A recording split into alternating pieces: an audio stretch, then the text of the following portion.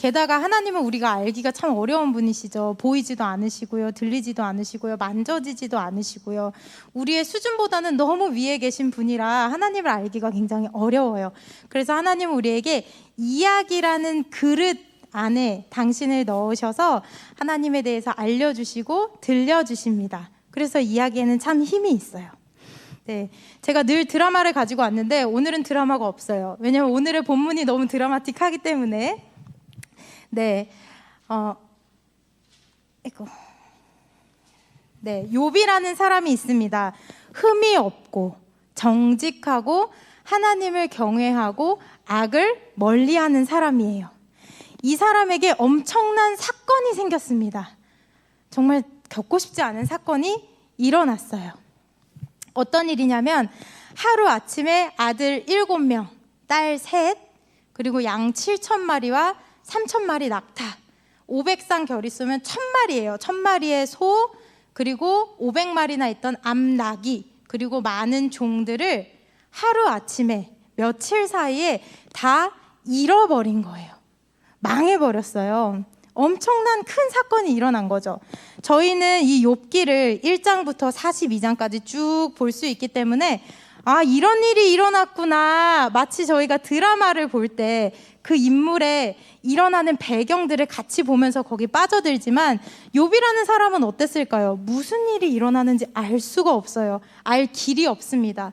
이 사람은 날마다 하나님 앞에 제사를 드리면서 자기의 죄뿐만 아니라 자기 자녀들의 혹시 지었을지 모르는 죄까지도 하나님 앞에 늘 씻고 하나님 앞에 정결하게 나아가는 사람이었는데, 어느 날 갑자기 그의 인생에서 정말 상상하지도 못했던 엄청난 사건이 확 일어나 버린 거예요. 그랬을 때 이 사람이 어떻게 이야기를 하냐면요, 엎드려요. 엎드려서 이렇게 얘기합니다. 저희 오늘 찬양했는데, 주님은 주시며 주님은 찾으시네, 내 맘에 하는 말 주 찬양합니다. 이렇게 웃으면서 할 찬양은 사실 아니에요. 하나님은 우리에게 주시기도 하시고 가져가시는 분이시기도 합니다. 그러니까 제가 주님께 어떠한 이야기도 어떠한 말도 할 수 없습니다. 오직 주님을 찬양합니다. 이렇게 고백합니다. 정말 엄청난 믿음이죠. 하나님 앞에 하는 엄청난 반응입니다. 이 믿음의 사람이요, 결국에 어떤 결말을 맞이하냐면요, 하나님께 2배의 축복을 받았다고 이야기를 해요. 그래서 저희가 욥의 스토리를 그렇게 기억합니다. 하나님 앞에 큰 고난을 받았지만 믿음을 지켜서 결국엔 하나님께 더 큰 축복을 받았던 사람, 그렇게 우리는 욥기를 많이 기억을 해요. 근데 가만히 보면요, 우리가 기억하는 이 스토리는요, 1장, 2장, 그리고 42장에 나오는 스토리일 뿐이에요. 그러면 이 3장부터 41장까지는 무슨 일이 일어났는지, 어떤 이야기가 들어있는지 사실은 저희는 잘 알지도 못하고 때로는 관심이 없기도 합니다. 고난을 당했다가 축복을 받는 그 엄청난 클리셰와 그 짜릿한 이야기가 저희의 마음에 쏙 들어오거든요.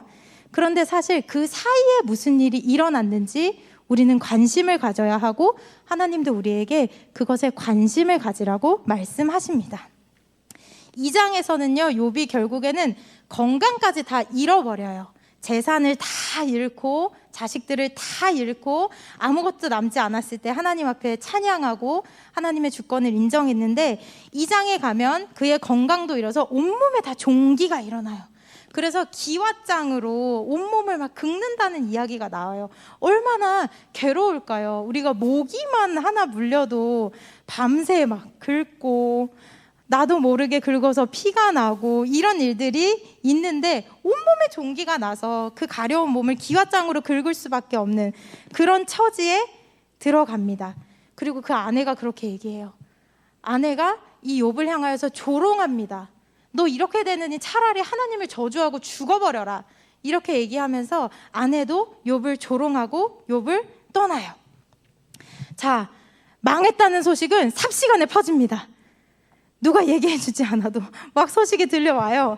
그래서 욥의 친구들이 욥이 망했다, 욥이 고난을 당했다 라는 소식을 듣고 찾아옵니다. 엘리바스와 빌닷과 소발이라는 세 친구가 욥을 위로하러 왔다고 성경에서 이야기해요. 우리가 어려운 일을 당한 친구를 향해서 위로를 하고 또 같이 마음을 나누기 위해서 찾아오는데, 이 친구들이 욥의 형체를 알아볼 수가 없었대요. 그 종기가 온몸에 나서 비참해진 욥의 모습을 알아볼 수 없을 정도로 굉장히 처참했다라고 성경에서 이야기를 합니다. 여기까지가 2장의 이야기예요. 그리고 3장부터 37장까지요, 욥과 친구들의 대화가 계속해서 이어져요. 가만히 보면요, 욥은요 자기가 하고 싶은 얘기를 막 해요. 자기 이야기를 하고요, 친구들은 또 친구들의 이야기를 막 쏟아냅니다. 3장 1절에서 욥이 이야기를 시작해요. 어떻게 이야기를 시작하냐면, 자기 생일을 저주하면서 울부짖었다, 이렇게 이야기를 합니다. 오늘 제가 욥기의 모든 본문을 다 나누면 여러분이 하품을 하시고 중간에 일어나실 것 같아서 다 나눌 수는 없지만 나중에 꼭 읽어보셨으면 좋겠어요. 욥이 자기의 인생을 한탄하고 자기의 삶을 저주하면서 이야기를 하는데, 성경을 읽으면 굉장히 문학적이잖아요. 그러니까 표현이 되게 아름다워 보여요. 그래서 별로 와닿지가 않는데, 제가 보기에는 이런 말이에요. 죽여라, 죽여, 날 죽여라, 이런 얘기를 하는 거거든요.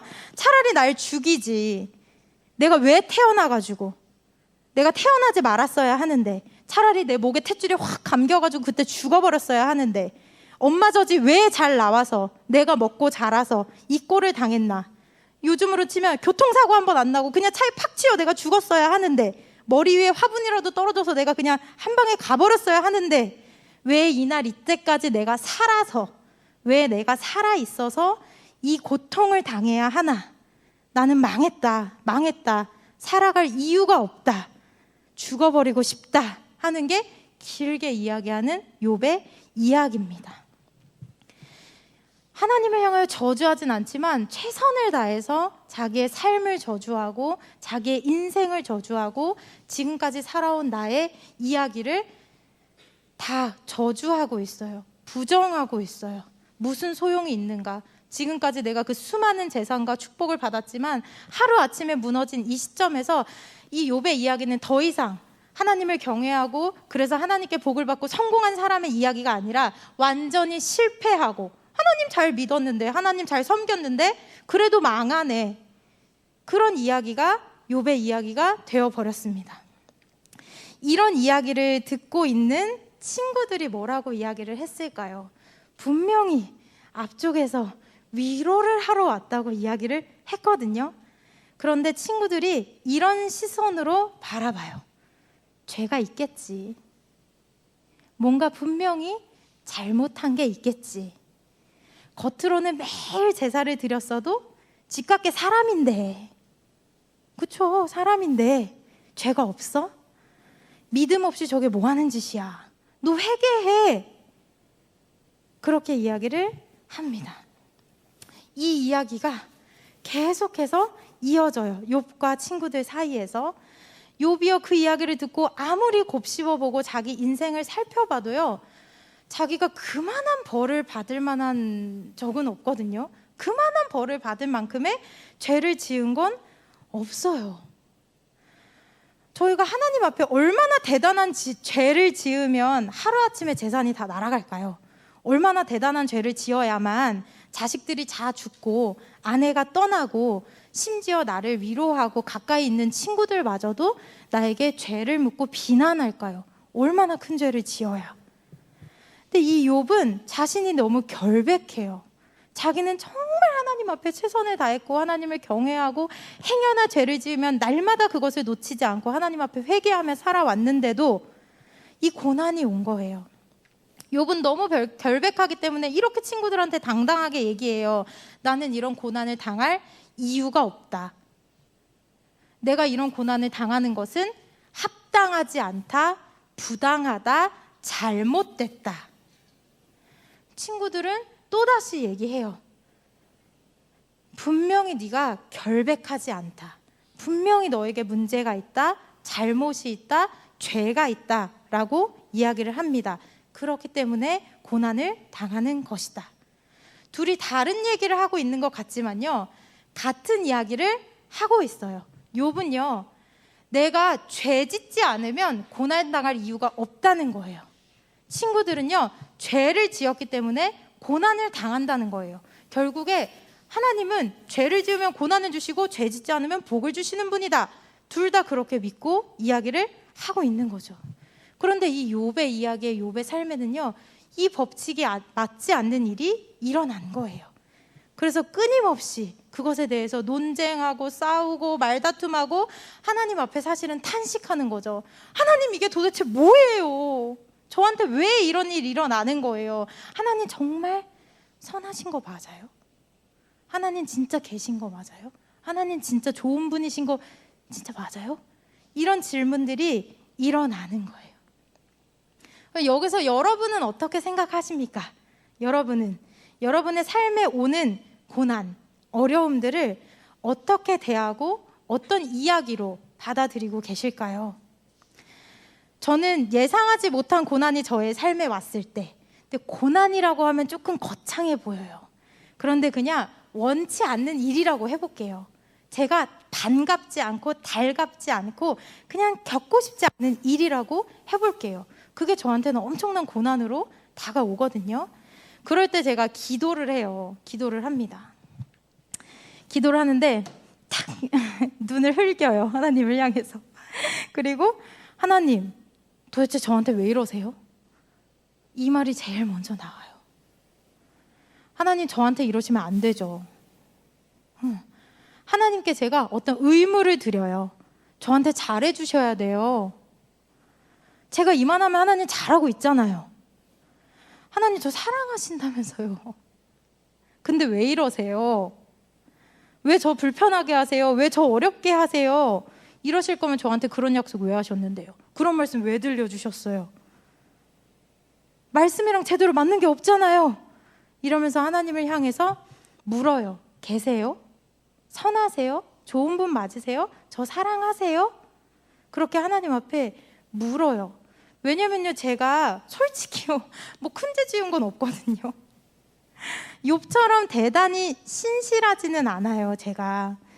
그렇지만 그렇다고 제가 하나님을 부정하지도 않고요, 사람을 죽인 것도 아니고, 속으로 좀 누구를 미워하기는 해요.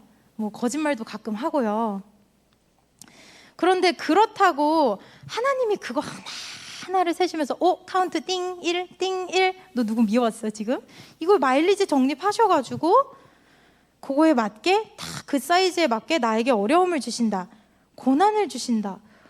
저 이거 하나님하고 좀 어울리는 방식이 아닌 것 같거든요. 하나님의 성품이랑 잘 맞지 않는 것 같아요. 그렇게 따지면 거꾸로 세상에 당장 벼락 맞아 죽어야 될 사람들도 있는 거잖아요. 그런데 하나님이 그렇게 하지 않으세요. 게다가 그럼 내가 이 죄를 깨달았다, 그럼 회개를 한다, 그러면 불편한 문제들이 다 해결돼야 하잖아요. 여러분 그러시던가요? 회개하고 나면, 문 열고 나가면 모든 문제가 풀어지고 대인관계가 풀어지고 나에게 당한 어려움과 나에게 넘어가야 할 산들이 막 깎아지시던가요? 그렇지 않던데요.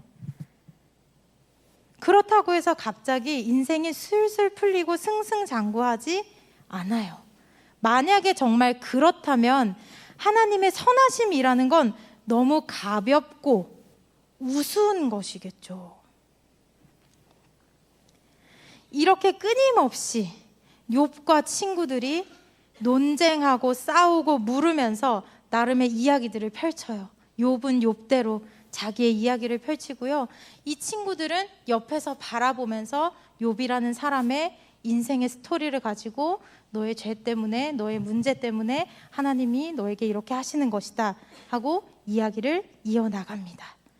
이렇게 긴 이야기가 이어지고 나서야 하나님이 38장에 등장하세요.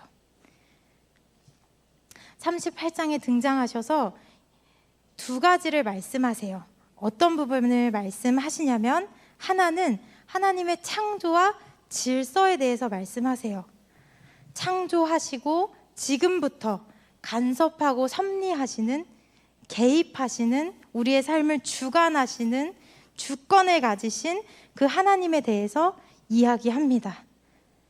그때 욥은 이렇게 고백할 수밖에 없어요. 같이 읽겠습니다. 저는 비천한 사람입니다. 제가 무엇이라고 감히 주님께 대답할 수 있겠습니까? 단 손으로 입을 막을 이미 말을 너무 많이 했습니다. 더 할 말이 없습니다. 아멘. 하나님이 누구신지, 하나님이 얼마나 크신지, 하나님이 어떤 분이신지 욥에게 말씀하실 때 욥이 할 말을 잃어요. 그 입을 다물어 버려요. 내가 그동안 했던 논쟁과 내가 옳다고 주장했던 모든 것들이 하나님 앞에 아무것도 아닌 것들이 되어버립니다. 그리고 둘째로는 하나님의 주권과 선하심에 대해서 이야기하세요. 하나님이 우리에게 주시는 고난과 우리에게 일어나는 악한 일들에 대해서도 주관하시고 다스리신다라고 말씀하십니다. 그때서야 욥이 주님 앞에 이렇게 고백해요. 오늘의 본문처럼 같이 저희가 좀 길지만 읽어보겠습니다. 욥이 주님께 대답하였다. 주님께서는 못하시는 일이 없으시다는 것을 이제 저는 알았습니다. 주님의 계획은 어김없이 이루어진다는 것도 저는 깨달았습니다. 잘 알지도 못하면서 감히 주님의 뜻을 흐려놓으려 한 자가 바로 저입니다. 깨닫지도 못하면서 함부로 말을 하였습니다. 제가 알기에는 너무나 신기한 일들이었습니다. 주님께서 말씀하셨습니다. 들어라, 내가 말하겠다. 내가 물을 터이니 내게 대답하여라 하셨습니다. 주님이 어떤 분이시라는 것을 지금까지는 제가 귀로만 들었습니다. 그러나 이제는 제가 제 눈으로 주님을 뵙습니다. 그러므로 저는 제 주장을 거두어 드리고 티끌과 잿더미 위에 앉아서 회개합니다. 아멘. 하나님이요, 이 욥에게 나타나셔서요, 욥에게 일어난 일들에 대해서 변명하거나 설명하거나 설득하지 않으세요. 다만 하나님이요, 내가 누구인지, 하나님이 이 땅을 어떻게 지으시고 어떻게 다스리시고 어떻게 하나하나를 개입하고 계신지에 대해서 말씀해 주세요. 하나님이 누구이신지를 우리에게 알려주실 때 우리는 저절로 그 앞에서 우리가 누구인지를 알게 돼요. 하나님 앞에 우리가 얼마나 작고 연약한지, 사실은 하나님 앞에서 우리가 무엇이 선한 것이고 무엇이 옳은 것인지 가늠할 수 없을 만큼 우리는 불완전하고 불안전하다는 것을 알게 됩니다. 우리는 결국에 그 불안전하고 불완전한 관점으로 우리의 이야기를 써요. 우리의 인생의 스토리를 쓰고 욥처럼 해석합니다. 내 인생은 망했다. 내 인생은 실패했다. 내 인생은 잘못됐다. 그리고 하나님이 누구신지도 그 불완전하고 불완전한 관점으로 씁니다. 하나님은 이만큼은 일하실 수 없구나. 나의 실패하고 나의 무너지고 나의 연약하고 나의 한계가 있고 장애물이 있는 인생에서 하나님이 그 이상은 할 수 없는 분이시구나. 그리고 때로는요, 남의 이야기도 우리가 막 써요. 그 관점으로. 욥의 친구들처럼요, 남의 이야기를 막 써요. 너의 인생은 이렇고 저렇고 잘못됐고 잘했고. 살다가 보면 오늘 내가 하나님을 다 안 것 같은데 내일이 되면요, 하나님이 보이지 않습니다. 어제까지는 내가 하나님을 다 아는 것 같고 내가 하나님의 마음속에 있는 것 같고 하나님이 내 속에 계신 것 같다가도 하나님이 보이지가 않을 때가 있어요. 왜냐하면 하나님이 과거에 이런 방식으로 일하셨으니까 이번에도 그렇게 일하시겠지? 라고 하는 우리의 추측과 예측들, 하나님이 나의 좋으신 대로, 하나님이 나에게 선하신 대로 일하시겠지? 라는 것들이 맞아 떨어지지 않을 때가 너무나 많습니다. 그래서 하나님은 우리에게서 그분이 얼마나 크신지, 그분이 우리의 생각과 우리의 관점과 우리의 이야기의 틀보다 얼마나 거대한 분이신지를 새롭게 알려주세요. 하나님은 우리의 작은 관점을 넘어서시고요, 더 넓은 관점으로 섭리하시고 우리의 이야기를 새로 써주세요. 내가 실패했다고, 내가 좌절했다고, 내가 무너졌다고 하는 그 인생을 새롭게 다시 써가시는 분이십니다. 제가 하나님 앞에 눈을 흘기면서 기도한다고 했잖아요. 왜 이러세요? 이렇게 하면서 기도를 하는데, 마치 욥기 3장에서 37장 같은 긴 시간을 보내요. 때로는 하루, 때로는 몇 주, 때로는 몇 달 동안 그 긴 기도를 합니다. 눈을 흘기며. 때로는 몇 개월이 될 때도 있어요. 왜 이러세요? 라는 기도를. 그런데 결국에 그 기도가 끝나고 나면요, 제가 주님 앞에 이렇게 고개를 숙여요. 고개를 숙이고 되게 멋쩍은 모습으로 주님 앞에 회개를 하곤 합니다. 하나님, 제가 또 몰랐어요. 또 잊어버렸어요. 그렇게 회개해요. 처음 기도할 때만 해도 제 인생은 최악인 거예요. 망한 거예요. 잘못된 거예요. 그런데 결국에 그 긴 기도를 마치고 나면요, 저의 인생이요, 또다시 하나님의 관점 안에서 최고로 가장 선하고 성공한 인생이 되어 있어요. 하나님을 보는 관점도요, 세상 비정하고 저에게 무관심한 아버지였다면 그 기도가 끝날 때쯤은 누구보다 나를 가장 깊이 아시고 나의 수준을 아시고 그런 선한 아버지로 다시 이야기가 쓰여 있습니다. 이렇게 하나님과 살아간다는 거, 우리가 이 땅에서 신앙 생활을 한다는 것은 이야기를 쓰고 지우고 다시 쓰는 과정입니다. 여러분의 삶은 지금 어떻게 쓰여가고 있으신가요? 우리가 오늘 함께 본 욥의 마지막 고백과 같이 여러분의 삶으로 부딪혀서 하나님의 크심을 새롭게 써내려가는 여러분의 인생이 되시기를 진심으로 축복합니다. 네, 기도하겠습니다.